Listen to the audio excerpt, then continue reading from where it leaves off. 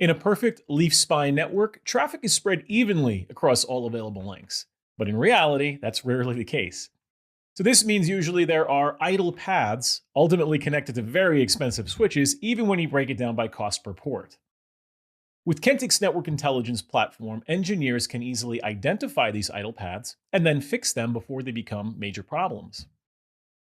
Kentik starts by ingesting detailed telemetry like flow records, SNMP, streaming telemetry, metadata about your organization, and builds a real-time visual map of the traffic running in your fabric.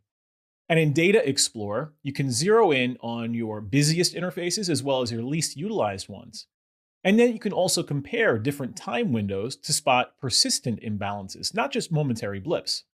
And that could be because of ECMP hashing problems, maybe an elephant flow being pinned incorrectly, or maybe it's just poor oversubscription planning. Either way, with Kentik Network Intelligence, now you know. So manual filtering is great.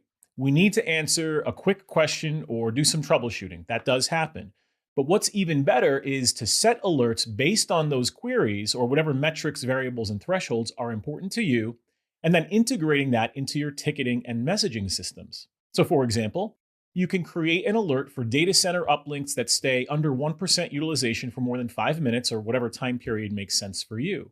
Then when it happens, Kentik notifies you.